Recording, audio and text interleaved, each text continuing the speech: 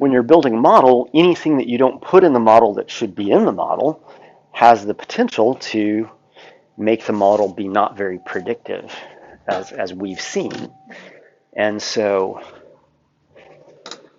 climate projections are tricky in the long term, but weather predictions are even trickier because things are happening at a much more local scale and over much shorter time periods.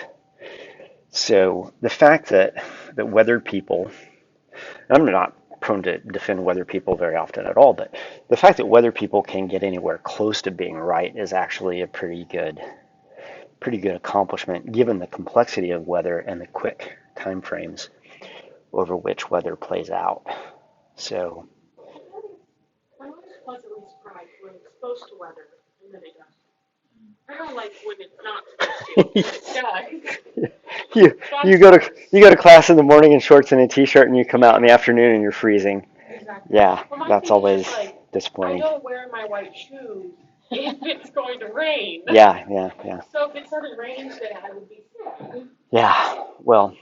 All right. Speaking of weather, since that seems to be how we always get this session started off. Next week it's going to be cold again on Thursday, but it's not going to be brutally cold, and it's going to warm up fairly quickly after that. So barring any change in the long-term forecast, let's go ahead and plan on having lab next week. We will put the models out next week. We'll leave them there for a week, and we'll collect them the following week. And then we'll bring them into the lab, and we'll score them as to whether or not they were attacked by birds. And then we'll put the data together. The data analysis is going to be fairly easy. Why did I pull up that? I wanted Finder, which is right next to it.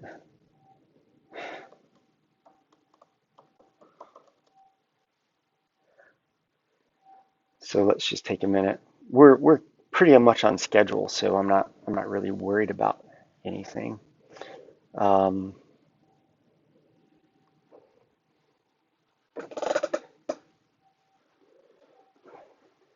So the data are going to be analyzed using chi-square analysis, which you guys should be familiar with from genetics, hopefully. Although I don't know how much you're going to remember about it from genetics. Mason? No. Okay. You say that, you mentioned it makes me think more about my psychological stats class. Oh, okay.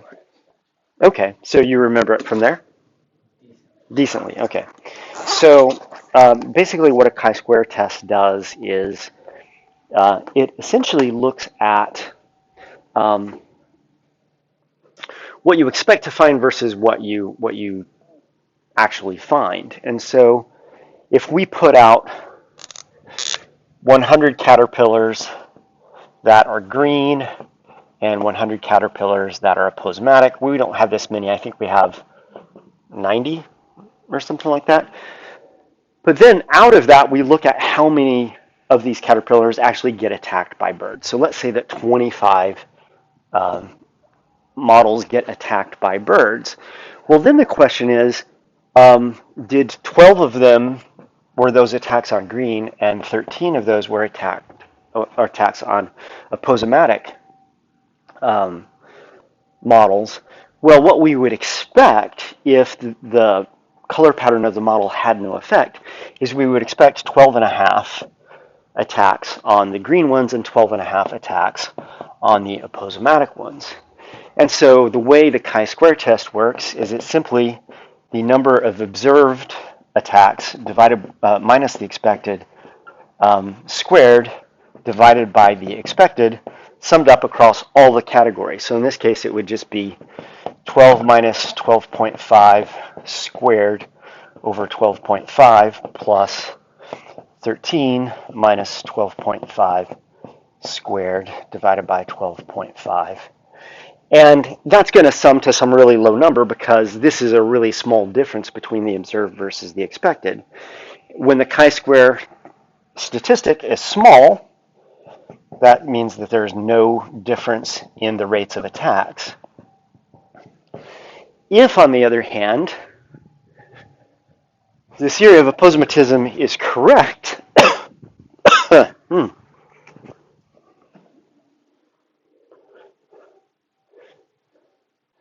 what we will tend to see is that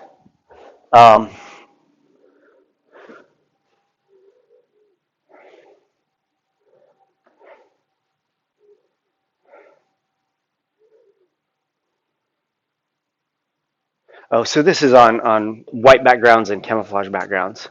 What we ended up seeing was we saw with Kiara and Rose's data is we saw that the green models got attacked much more than the aposematic models, and that was true whether they were on natural vegetation or whether they were on white vegetation. So in this case, we have looks like 19 and 5. 19 and 5 is 24. So we actually observed for their experiment, we observed 24 attacks. 19 of them were on the green and 7 of them were on the aposematic. We would compare that to 12 and 12, assuming that there is no preference, that there is no avoidance of aposematic color patterns. And so the chi-square test would be 19 minus 12 squared divided by 12 plus 7 minus 12 squared over 12. What? Oh, it is 5, isn't it? 19. Oh, yeah, 19 and 5.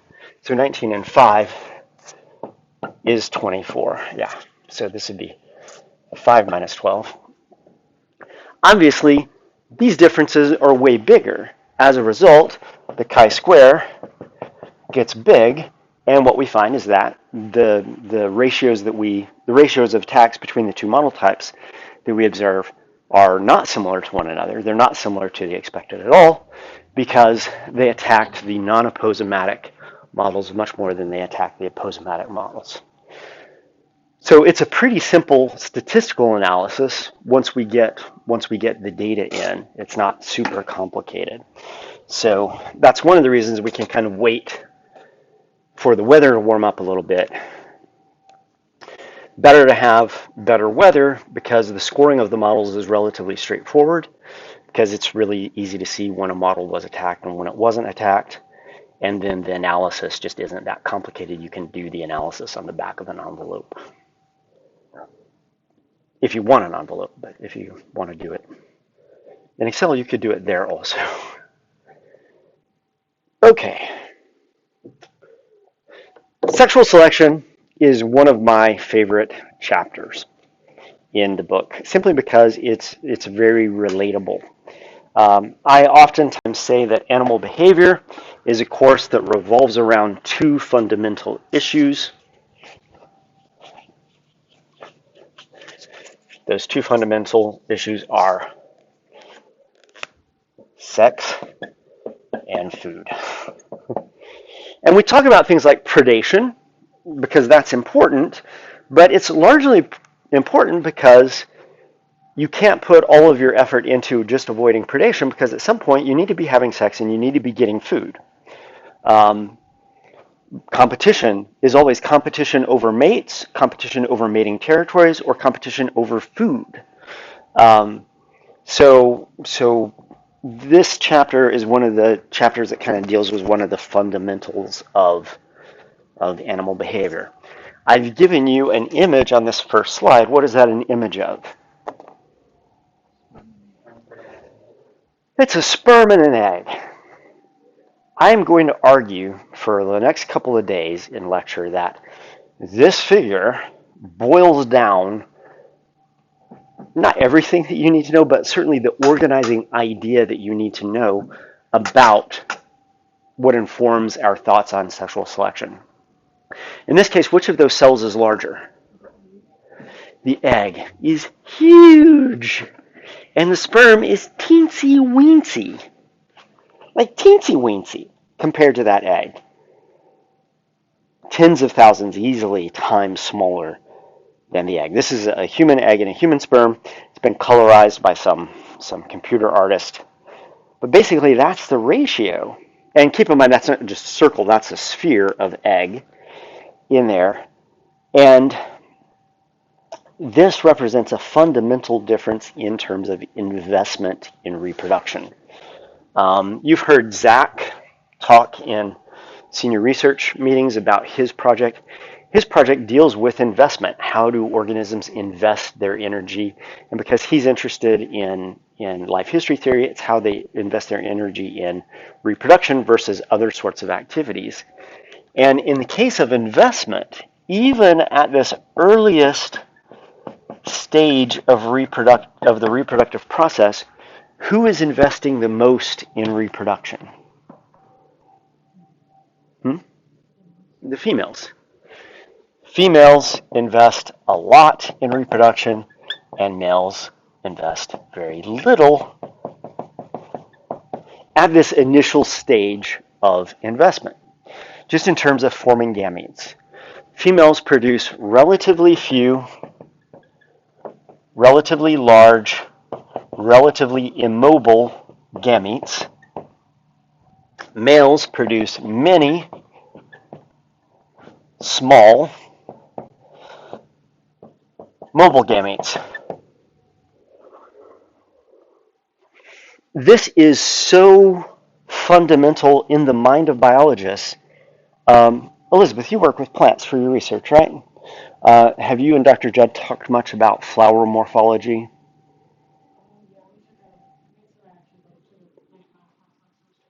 Okay, so stamens versus the stigma. What's the difference between stamens and stigma? How do you refer to those in your plant bio class? You talk about them in terms of male and female flower parts. Do you normally think of plants as being male and female? In the same way that you think of humans?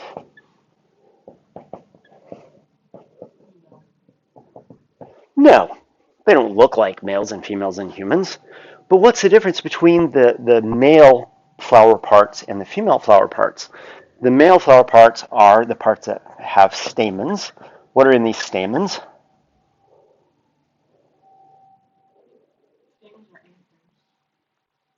So, yeah, so the anther is at the tip of the stamen. So stamens have a stalk with an anther at the top. What do those anthers produce? They don't produce sperm. We call it something different in plants. They produce pollen. Are these pollen large or small? They're small. Are they mobile or not? They're mobile. They move from one plant to another, and then after they land on the female part of the flower, they actually migrate down the stigma to get to the ova of the plant. So the female part of the plant has the stigma. At the base of the stigma are the ovules. And they sit there and they wait for the cells that are released by the pollen to arrive. And the pollen cells, they actually form a pollen tube, and then one of those cells migrates down that pollen tube to fertilize the ovule. We call these male and female floral parts because the male part is the part that produces many small mobile gametes, and the female part is the part that produces few large immobile gametes. So even outside of animal behavior, this tendency to assign maleness and femaleness to the size and motility of the gametes is universal throughout our treatment of organisms, even organisms that aren't normally thought of in terms of animal behavior. So this is just kind of the way biologists view this sort of biological nature of sex. So I want to argue that this fundamental difference at the gamete level percolates through everything else males and females do. Questions about that? Darwin, in a book misogynously titled The Descent of Man,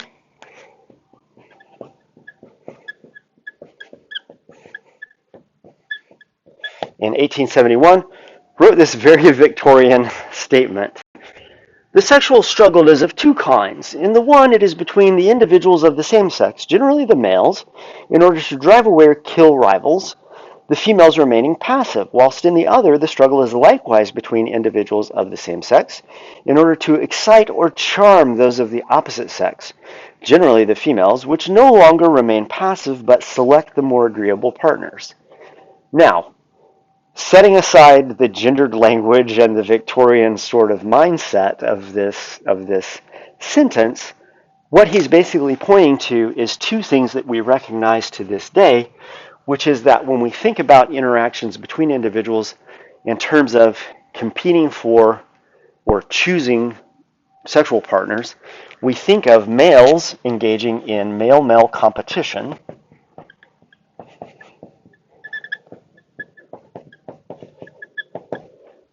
What are they competing for? They're competing for access to mates.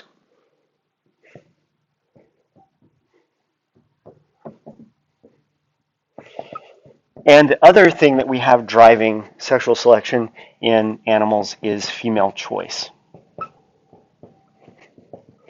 And that's what the first part of this weird statement from Darwin is, and the second part is about. Ignoring, once again, the language of the text, which I don't think anybody would write in today's scholarly writing, what he's basically talking about is this fundamental difference between male-male competition and female choice.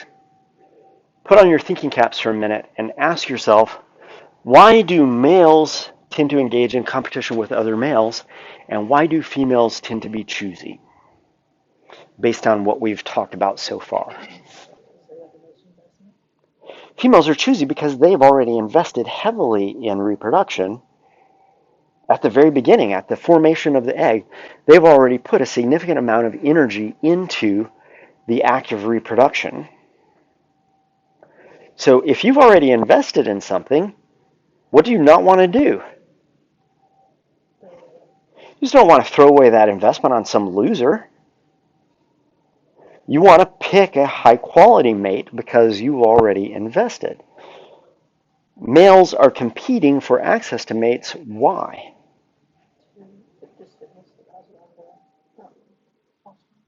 Well, that's what females are also doing. They're trying to pass along their offspring. But why do females do it via choice, via choosing males, and males do it by competing against other males for access to females?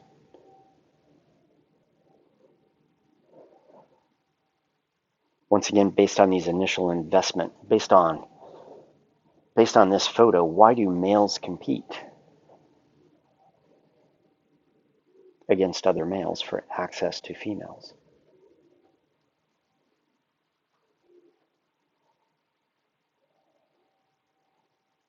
What was your answer for why females are choosy, Avery? So males have relatively little investment at the cellular level. What do females have?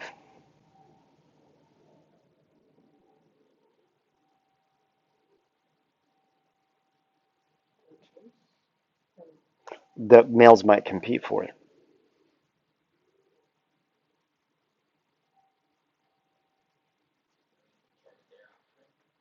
So they have the ability to carry the male's offspring, but in this case, if we think about resources, if we think of females as a resource, which is a weird thing to do as a human being, but it's not a weird thing to do as an animal behaviorist, what do the females have that the males want? In terms of energy, in terms of investment, et cetera, et cetera. They have a huge investment. They have this huge resource. It's full of protein, it's full of fat in the yolk. The females have an investment that the males are now competing for. They have a resource that the males are competing for it. And the males can engage in competition because they're not really investing at that same level, at the cellular level, in the gamete itself.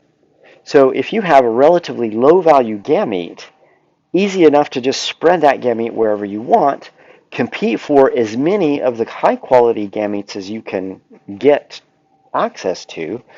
That means that you're going to come head to head with other males trying to do the same thing. So this idea of female choice and male competition, once again, it all comes back to this initial investment issue. So female gametes, large, immobile, food-rich. Male gametes, tiny, mobile, consisting of little more than a piece of self-propelled DNA. You guys know about the structure of a sperm, right? You guys familiar? What does a sperm look like if you start looking at it at the cellular level?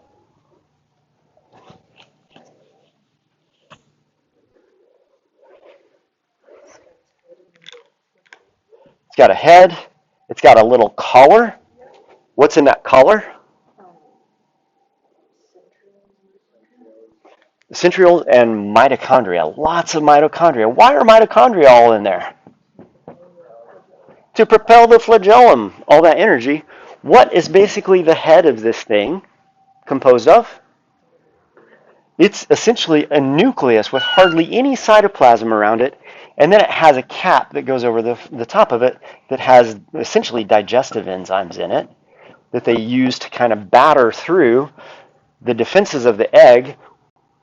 When you have an ovum in a female human, and this is true for many other organisms as well, you have the egg, but then what is surrounding the egg? So you're confusing the white and the yolk of the egg in telolecithal egg, but I'm thinking outside the egg. So those are the envelopes. Those are all still parts of the egg.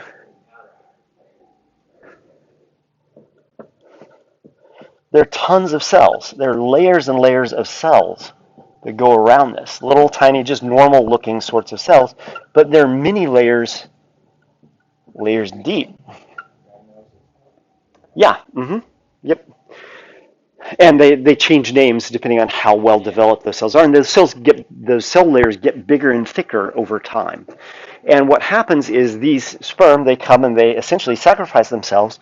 They release these enzymes that kill some of these cells until finally all of the sperm being produced by the male has finally eroded the protection of the egg so that one final sperm can come in here and fertilize the egg. But it can't do that until hundreds or thousands of sperm have already kind of sacrificed themselves on the outer layers of the follicular cells that are going around this egg.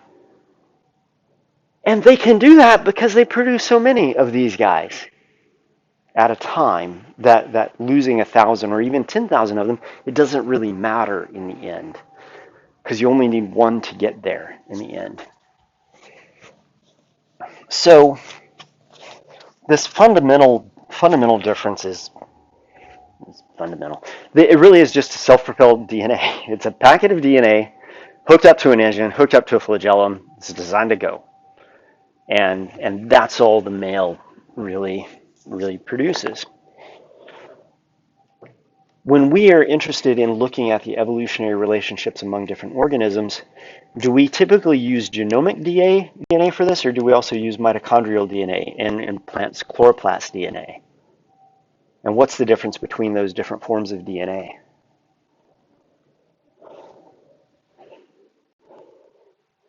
Where do you get your mitochondria? From the cytoplasm of the cell. What does the sperm not really have? It doesn't have cytoplasm. Your mitochondria that you possess, those are all your mom's mitochondria. They're not your dad's mitochondria. All of the organellar portions of you when you are a zygote, those all came from your mom. Because they were all pent up in that big fat egg that has all of the components.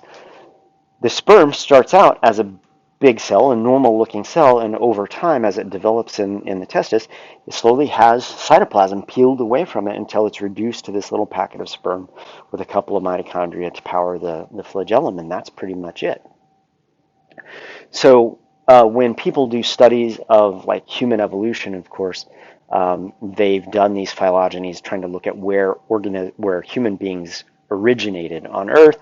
And back in the 80s and 90s, when this hypothesis came to be kind of verified, they referred to the first earliest ancestors as mitochondrial Eve, and it's because the phylogenies that they generated to show the evolutionary history of humans were based on mitochondrial DNA sequences, and so they called it mitochondrial Eve, and it was the ancestor of humans is referred to as mitochondrial Eve because, of course, it would have been a female in this case because the phylogeny was based on mitochondria.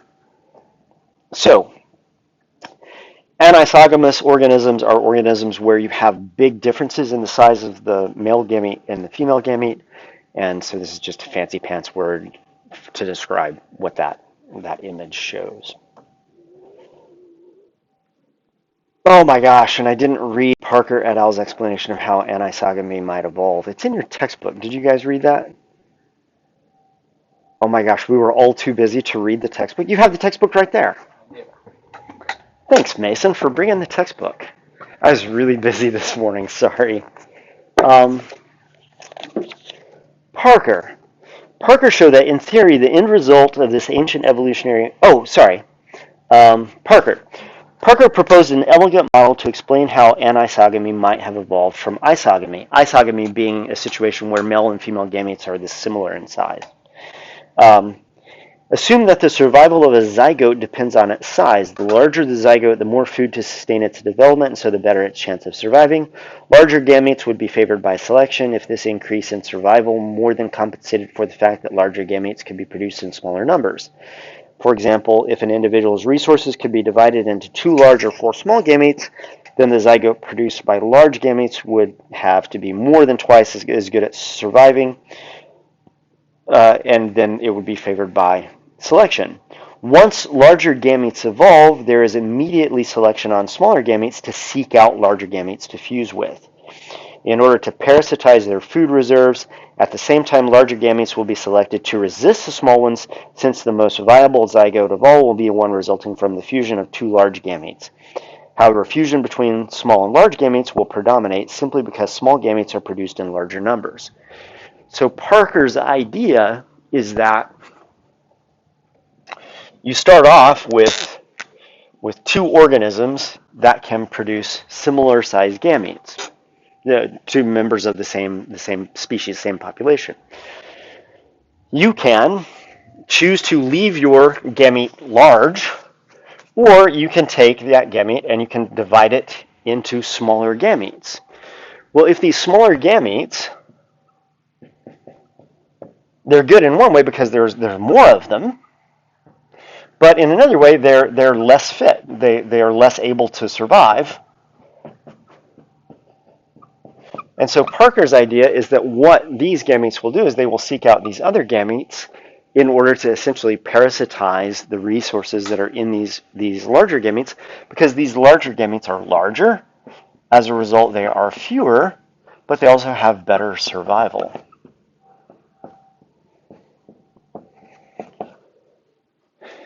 If you can have 2 large gametes fusing together, you get a super zygote that's very large and thus probably has a very high probability of survival as a zygote, as opposed to a small gamete combining with a large gamete, which would presumably have a lower chance of survival simply because of fewer resources. And so what has happened is there has been this kind of race. Once you start making small gametes, you continue dividing these gametes up into smaller and smaller gametes, because at the cellular level, this gamete doesn't want to hook up with these gametes because that actually reduces the survival of this gamete relative to the survival it might experience if it was hooking up with this gamete.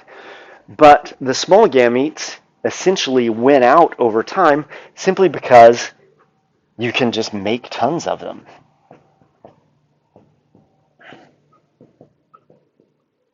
Does that seem like a reasonable explanation for how you might get the evolution of unequal gamete size?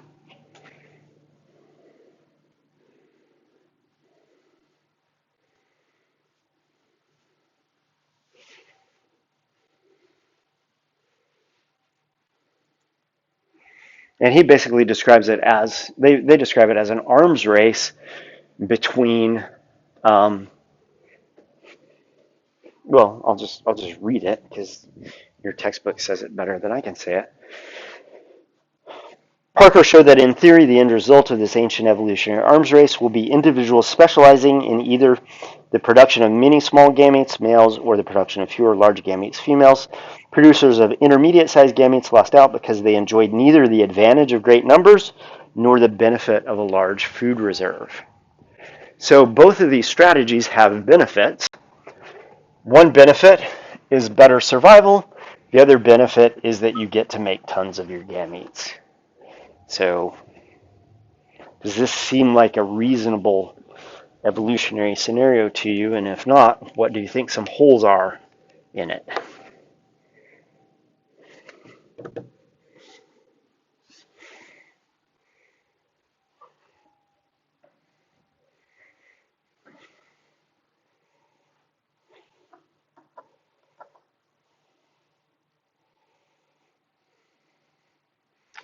Do we tend to see mostly Anti-Sogomous organisms or Isogomous organisms?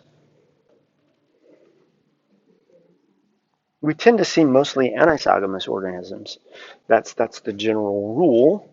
So there must be something driving this anisogamy. So does this theory of competition for resources among gametes, does that make intuitive sense to you or not?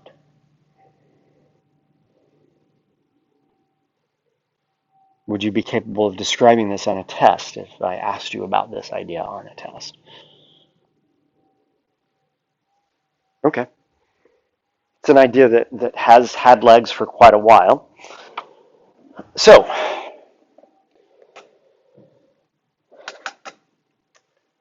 because of this initial investment in gametes, this implies a lot of other things happening. Parental care, when it is exhibited, is almost always exhibited by whom? The female. That's for a variety of reasons, and we'll discuss all of these reasons when we get into the chapter on parental care.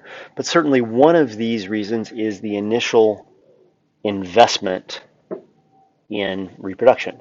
You've invested heavily in reproduction in producing this very large egg. As a result, you tend to continue investing in that. The other reason that parental care evolves this way is that males tend to have their fitness increases in a linear fashion that is based primarily on how many mates they have.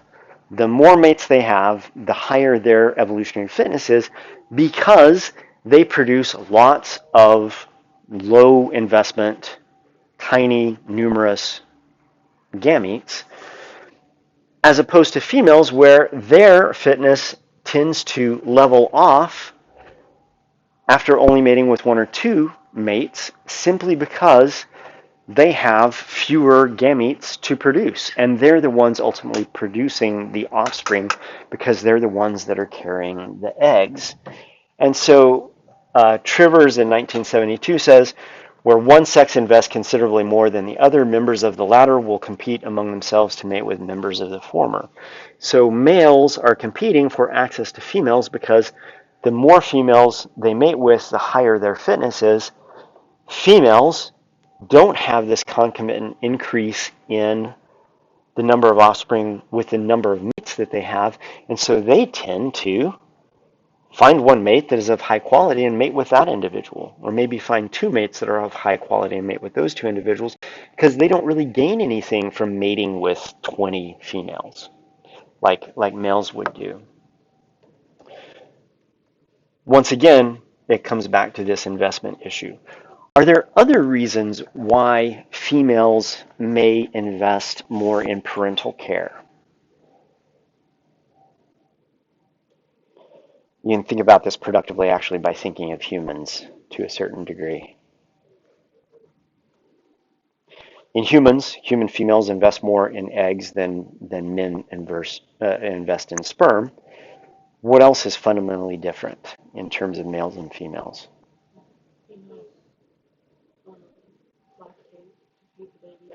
So in our case, females are the ones that are equipped to provision the baby after it's born. But even before then, what is the downfall of females from this perspective? You're stuck with the development of that offspring during its gestation. That's true of humans um, that gestate individuals in their bodies for long periods of time, but it's also true of things like birds. A bird will become impregnated by a male, but then has to go through a time period when they're essentially shelling that egg and producing that egg. And so the fact that the gamete is found inside of the female, in those species where it's found inside of the female, is one of the things that pushes parental care more onto the females. If you were a member of a species where you're a female and you squirt your eggs out and then a male comes along and fertilizes those eggs, are you going to be more or less likely to provide parental care for those as a female? Less likely, because you're not tied to them at that point. This is the case in fish. In fish, when most, what's that? I was thinking about Nemo. Oh yeah, I always forget about Nemo. I should bring Nemo up. When fish reproduce, the females squirt their eggs out, the males squirt sperm on them, and in many cases, who leaves? The female. And the male stays behind and guards the nest. The reason that parental care gets flipped is because at that point, the female's not tied to those eggs any longer. She's not physically associated with those eggs any longer. Why does the male stay and provide parental care? To make sure that those offspring are theirs rather than somebody else's. If he just abandons them, what can happen to them? Some other male can come over and squirt his sperm all over those eggs. That means that at least some of those offspring probably won't be his, the first males. You could also have them being more prone to predation, et cetera, but probably the primary reason that male fish guard nests is to protect their paternity. If I'm guarding these eggs, I see these eggs, there are no other fish coming in and trying to add their sperm to my pile of eggs, I know that those eggs are all mine. To quote, who is the comedian? Dave Chappelle. These eggs are all mine. And so you see this reversal in situations where what we kind of think of as the norm is upset, where the egg doesn't stay in the female for long periods of time. That's one of the conditions under which females can escape parental care. So when we think about investment, we have to think about the fitness consequences of this investment. And the thing of it is that fitness varies between males and females widely across the animal domain. So we have elephant seals where fitness of males is about 100 offspring, fitness of females is about 8 offspring over the course of their lifetime. Red deer, there's a big difference in fitness from 24 in males to 14 in females. Men, I don't know when this data, I guess this data were published in the 1980s. There is a record of a sultan from the Middle East who had evidently fathered 888 offspring. Maximum number of progeny produced by a female actually turns out to be 69, which seems to me to be just incredibly high. But then in the kittiwake goal, you find that the difference between male and female fitness is actually not that different. And so in some species, this ratio between male and female fitness is very wide, and in other cases it is not. This ignores Genghis Khan. Genghis Khan evidently, and this is stuff that has come out probably since these numbers were published, you can evidently find a particular genetic variant that is spread throughout what was the Mongol Empire. And it's a unique variant, and some population geneticists a number of years ago, probably more than a decade ago now, discovered this variant. And it turns out that the geographic distribution of this variant corresponds very closely to the expansion of the Mongol Empire.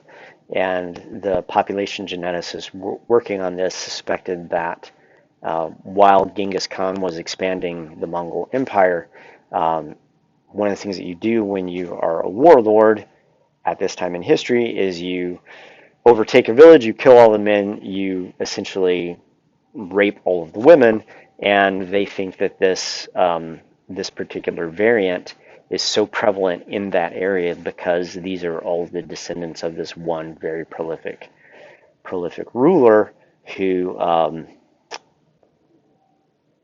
was just not a very nice guy, was a brutal guy. And you see that in this case, the data for the man came from the Guinness Book of Records. The male was Moulay Ismail, the Bloodthirsty, Emperor of Morocco. So these are the kinds of people the kinds of men who end up creating lots of progeny because they are bloodthirsty emperors. So lots of variation. You would expect Kittiwake gulls to probably be more monogamous than these other groups simply because the lifetime reproductive fitness values are relatively similar. So parental investment based on Trivers, once again, Trivers did a lot of work on this in the 1970s. Females invest more in each offspring. They then choose males offering the best resources or genes. Males, on the other hand, invest more in courtship and mating behavior directed towards competing for and exploiting female investment. This is not that different from Parker et al.'s view that one type of gamete is trying to parasitize the resources of another type of gamete. So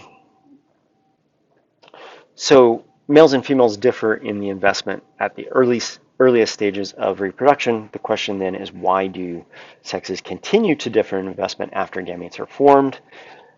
We've talked about a couple of these reasons, but one reason that we haven't talked about is, well, I guess we did talk about it when we talked about fish, is the certainty of fraternity. And so one of the reasons that males may continue to, one of the reasons that males may not continue to provide parental care is that, especially in species where fertilization is internal, they have no idea whether or not those offspring are actually theirs. So in the case of fishes, once again, let's just compare across species in a comparative sort of analysis. Fishes and frogs and other groups have external fertilization.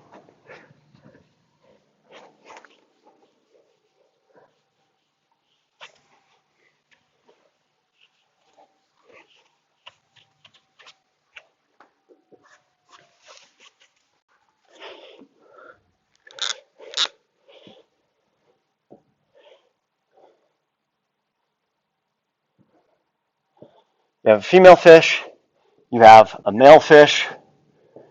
This is a female fish because she has eyelashes. She lays her eggs. The male comes right behind her and fertilizes them. This male now, what is his level of paternity certainty? Is it high or is it low? It's relatively high, so you have high certainty of paternity because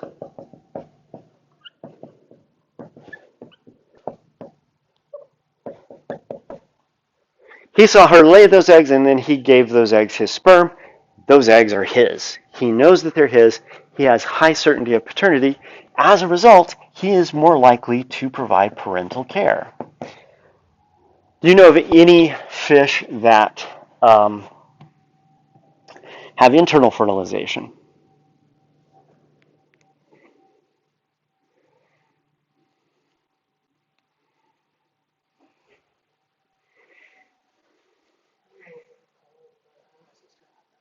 Every little kid had them. Guppies and mollies. Guppies and mollies, they actually have a modified anal fin that is basically an intromittent organ, a copulatory organ in male fish. Their anal fin comes out and, don't draw that on the female. The anal fin comes out and it's kind of like a little dagger, and it basically shunts sperm into the female. In this situation where males impregnate females internally, you have internal reproduction. Guess what guppy and molly males don't do? They don't do parental care. Why do they not do parental care? Because with internal fertilization,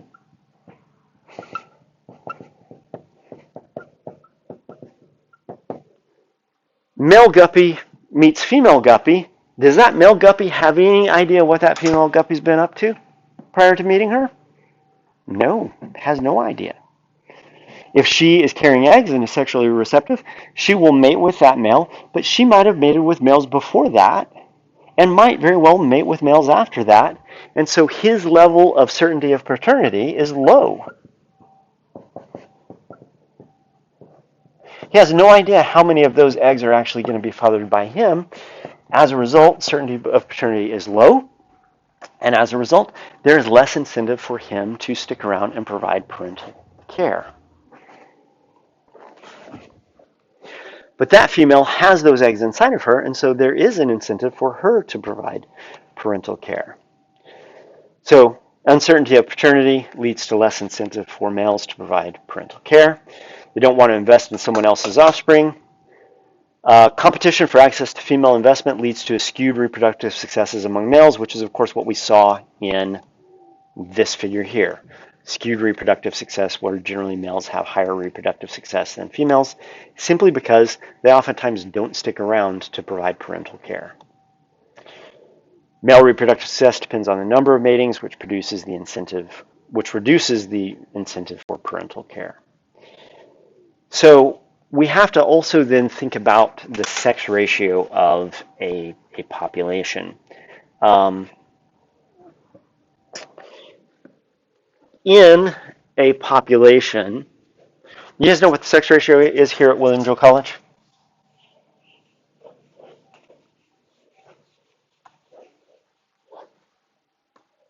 No? Do you have a sense of what it is?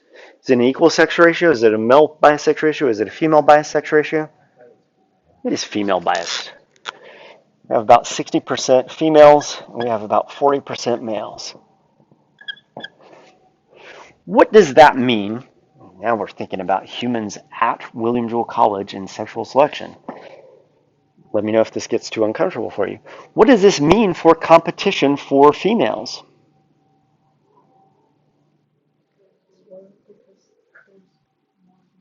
It's lower because there's more females. Males don't have to compete nearly as much. Oh yeah.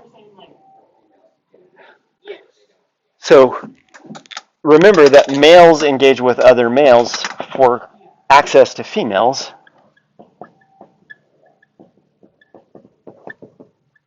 So male-male competition at a place like Williamsville College should essentially be lower simply because there's a lot of females to choose from. As a result, what should females be doing?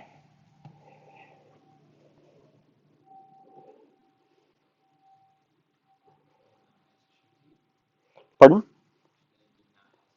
They might be not as choosy simply because there is a lower group of males to choose from. And so sex ratio can affect the outcome of sexual selection scenarios. Should females still be choosy to a certain degree? Yeah, because they are already investing heavily in reproduction. Oh God, I hope none of you are investing in reproduction right now. Please tell me. I don't want to know, but please don't. Live your lives while you can. So sex ratio matters, but oftentimes we measure sex ratio just by how many females are there, how many males are there.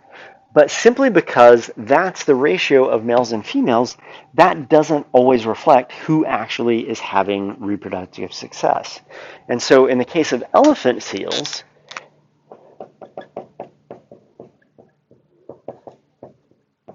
the operational sex ratio is much different than the observed sex ratio. And so when you look at a group of elephant seals on a beach, you see a bunch of males competing with one another for access to females. You see a bunch of females laying around on the beach just being kind of lazy females, waiting for males to mate with them if you happen to be in that male's territory. But what you don't know just by looking at the elephant seals is that only a small fraction of those male elephant seals are actually mating. And so when we think about sexual selection and male-male competition, one of the things that male-male competition does is it oftentimes serves to skew the operational sex ratio.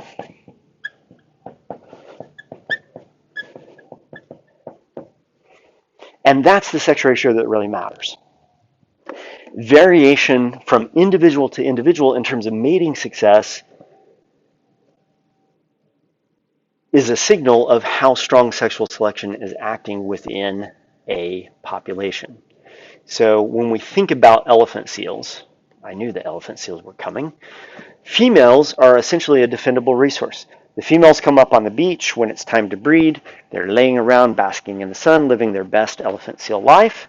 Males come along and there's this exploitable resource, this defendable resource. Males come along and they set up territories and they compete for females and they get involved in these brutally bloody fights over territory. And when people have studied this by looking at who actually gets to mate, it turns out the top 5 males achieved 48 to 92% of all of the matings, which essentially means that all of the other males on the beach are getting nothing. And in some cases, a single male got like 95% of the matings. And so there's this competition for females, and only those males who can defend territories that have females in them, they're the only ones that get to mate. As a result of this, there's a severe sexual dimorphism in elephant seals. The males are 3 to 7.5 times heavier than the females. Males delay their first mating attempts because they tend to be unsuccessful at small size. They are unsuccessful at small size because when they try and take a territory away from a larger male, they basically get beaten, and so they generally put off mating until they are large enough to defend a territory. So let's see if this will play.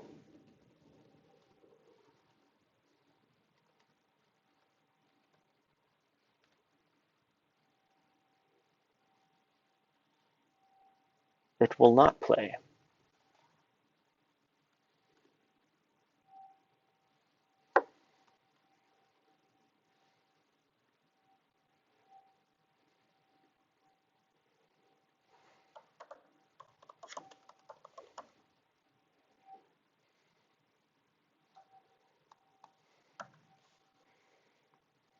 Oh, here we go.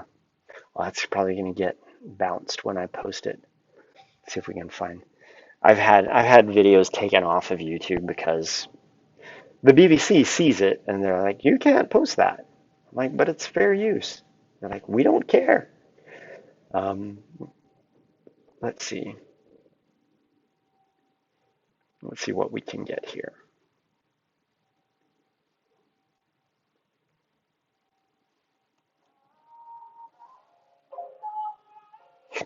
It's coming out of one speaker.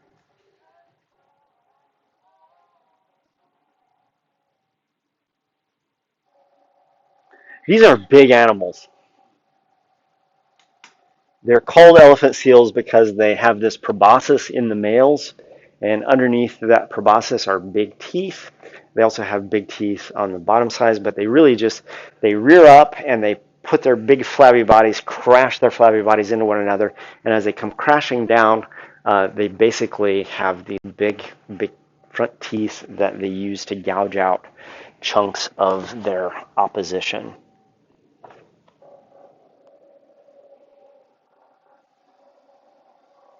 And they make delightful sounds.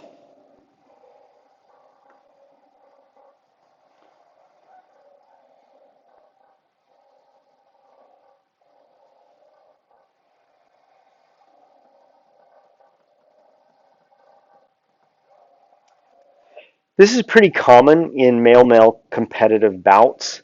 You square off against one another. If you've ever been in a bar fight, you've seen this play out. Not that I've ever been in a bar fight, but you see this play out in bar fights. In movies, for example, you see males square off. You see them puff themselves up, attempt to make themselves bigger. They engage in visual displays of one type or another to try and essentially win the contest without resorting to physical contact. When that doesn't work, you eventually do resort to physical contact and then you engage in fighting. But the goal of every male in a male-male conflict like this is to basically avoid incurring costs of injury because they can be quite serious in some cases. But this is what you see when you see two dudes in a bar face off with one another. They're basically elephant seals growling at one another. Not to get too human on you.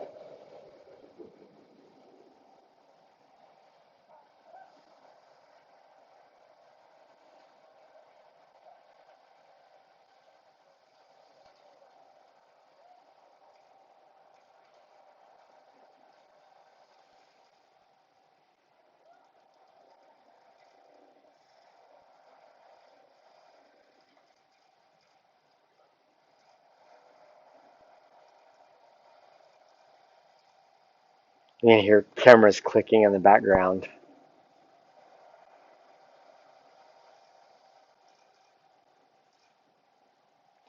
These are two similarly sized elephant seals. It looks like the one on the left is slightly bigger than the one on the right, and more than likely he'll be the one that wins.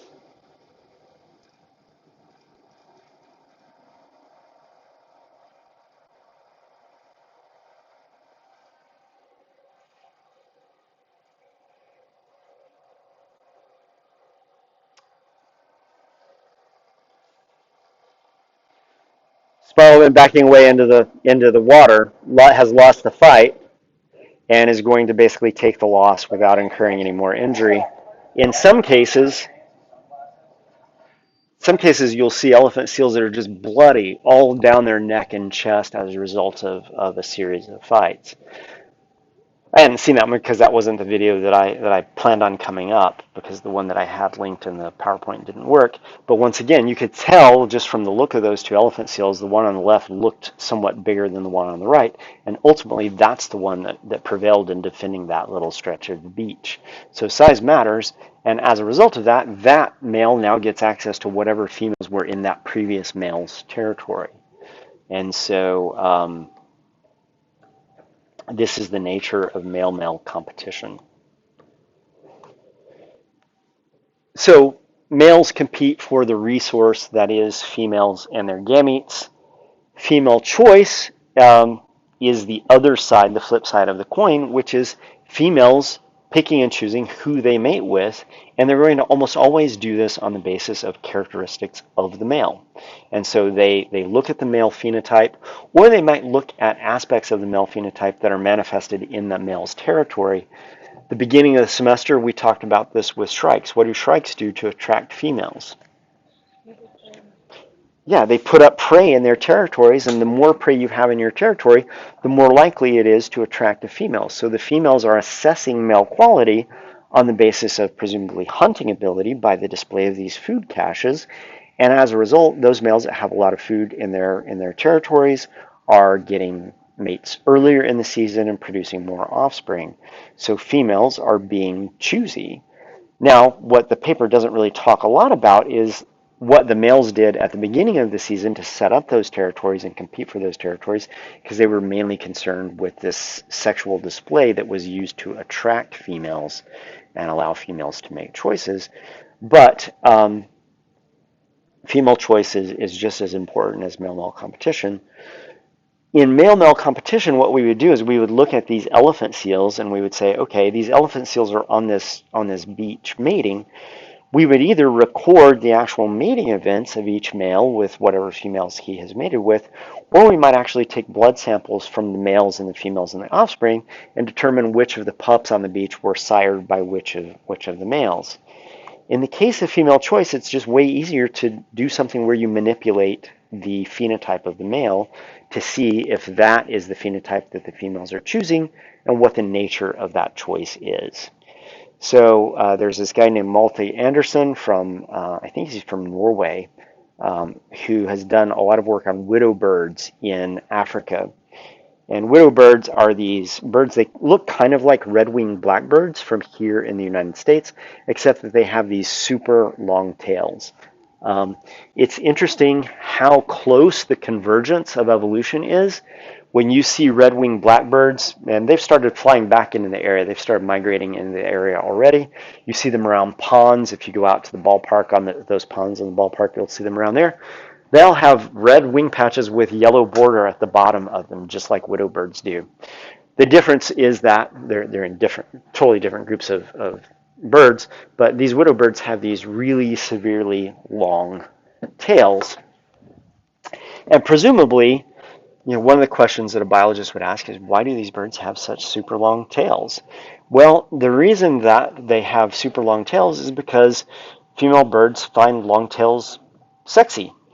And so what Anderson did was he went into a population of widow birds, and he took some widow birds and shortened their tails, and took other widow birds and left them alone, and then took other widow birds and attached other widow birds' tails to their tails to make the tails that they have longer.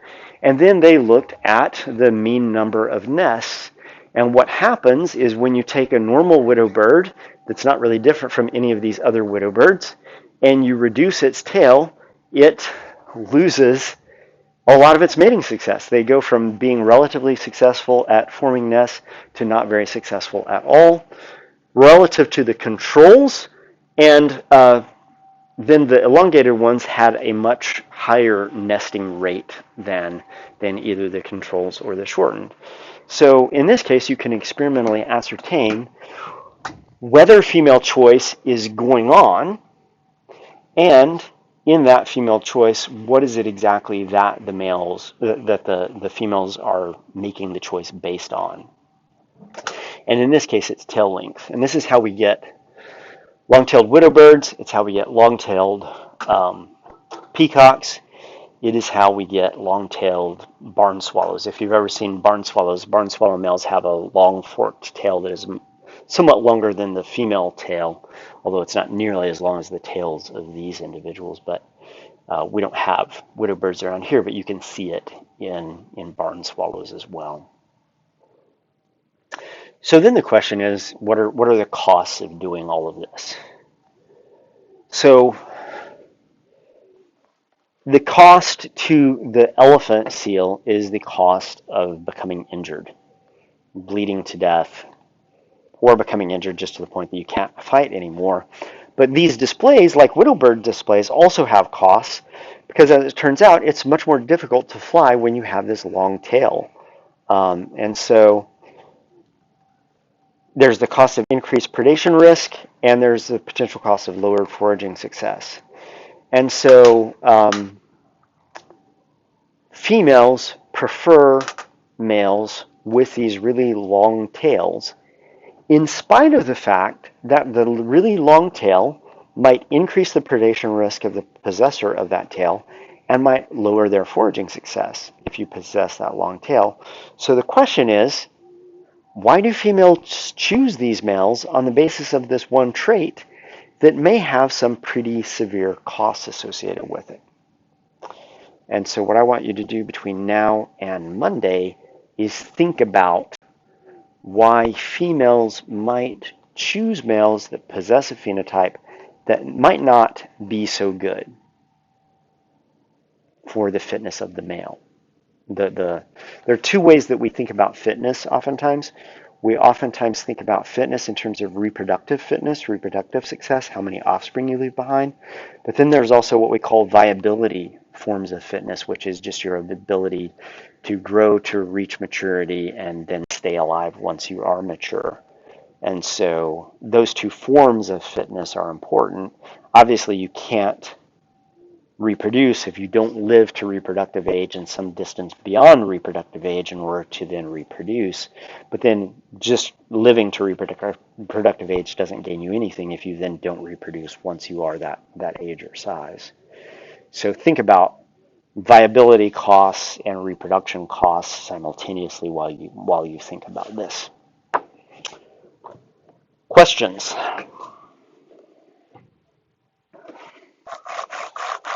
All right, I will see you guys on Monday, and have a good weekend.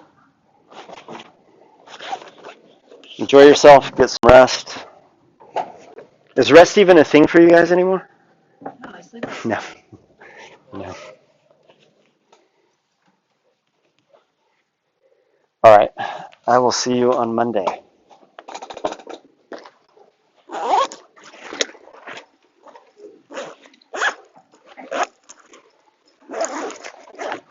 Just a reminder, you have a literature summary due next Friday. It's about sexual selection. I will have your Brody literature summaries back to you